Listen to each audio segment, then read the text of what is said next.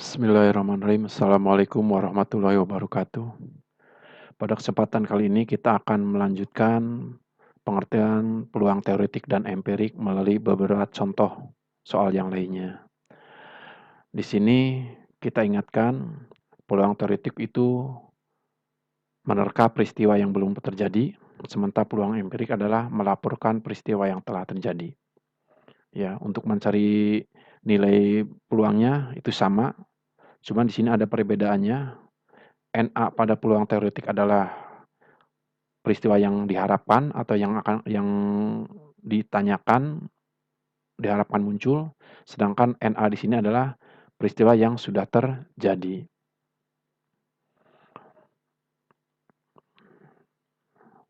Contoh kasus pertama, Ade akan melempar sebuah dadu. Dalam ini berarti kita bicara bagaimana mencari peluang teoretik, karena peristiwanya belum terjadi. Jika Ade telah melempar dadu, artinya di sini kita mencari peluang empirik karena sudah terjadi pelemparan dadu. Jika kasus tersebut dikembangkan, Ade akan melempar sebuah dadu. Kemudian ditanyakan, berapa peluang akan munculnya bilangan lebih kecil dari 5? Bilangan yang lebih kecil dari 5 itu 1, 2, 3, dan 4. Ya.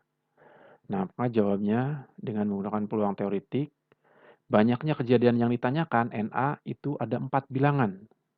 Itu tadi seperti disebutkan 1, 2, 3, dan 4. Bilangan yang lebih kecil daripada 5. Sementara banyaknya ruang sampel ada 6. Sehingga munculnya atau besarnya peluang bilangan yang muncul lebih kecil daripada 5 yaitu 4/6. Yaitu 2/3. Secara teoretik. Nah, jika ternyata setelah dilempar dadu tersebut, ternyata yang muncul adalah angka 6.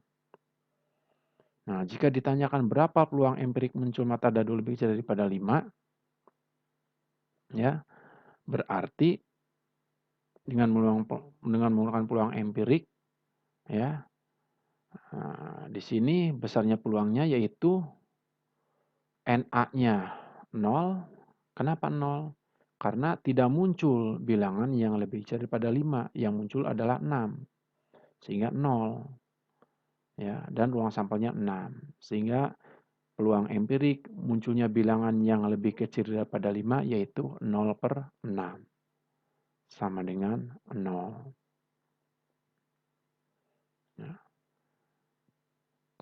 Nah, untuk kasus lebih mendalam mengenai selisih teoretik dan empirik, ini di sini kita bahas permasalahan berikut. Menurut prediksi para pengamat sebelum pertandingan tim nasional lawan Persebaya, peluang tim nasional menang 0,67, seri 0,25, dan sisanya adalah kalah. Berarti peluang kalah tim nasional itu sebesar 0,08.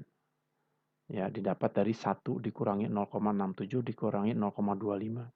Karena semua peristiwa itu jumlahnya 1. Jadi menang, seri, dan kalah jumlahnya 1. Setelah bertanding ternyata didapat skor akhir 2-2. Jika ditanyakan berapa selisih peluang teoretik dan empirik tim nasional tidak kalah. Ini tidak kalah yang ditanyakan.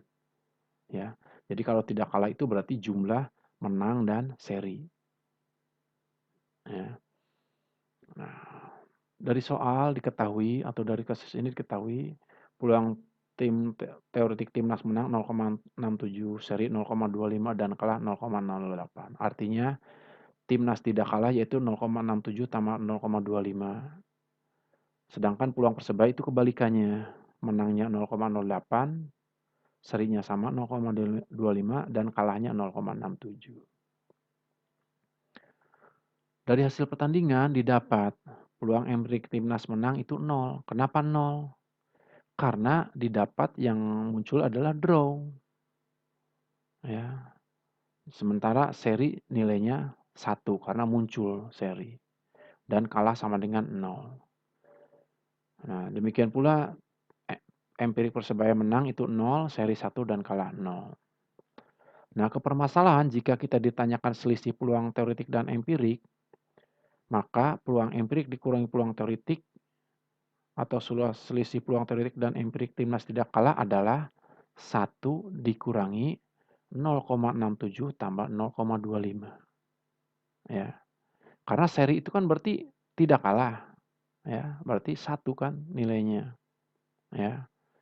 Nah, sementara peluang tidak kalah itu yang di teoritisnya yaitu 0,67 tambah 0,25. Sehingga besar peluang teoretik dan selisih peluang teoretik dan empirik tim nasional tidak kalah itu sebesar 0,08. Contoh lain lagi, ini hasil klasmen grup A Piala Dunia tahun 2018. Ya. Nih, jika kita bicara teoretik, peluang masing-masing kesebelasan, ini 4 kesebelasan ini ya masing-masing menang atau kalahnya adalah peluangnya 1/3. Peluang tidak kalahnya 2/3.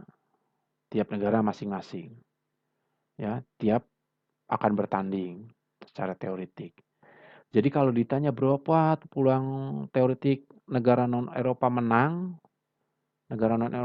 berarti ada 3 negara yaitu Uruguay, Arab Saudi, dan Mesir. Dikali peluang tiap negara menang, dikali banyak pertandingan tiap negara. Banyak negara 3, peluang tiap negara menang 1/3, banyaknya pertandingan 3. 3 kali 1/3 kali 3 sama dengan 3. Jadi peluang teoretik negara non Eropa menang itu dari klasmen ini ada sebanyak 3. Secara empirik, ternyata jumlah negara non Eropa menang itu adalah 3 tambah 1 tambah 0. 3 tambah 1 tambah 0. 4 kali. Ya, 4 kali menang ternyata. Dalam teoretik 3, secara empirik 4.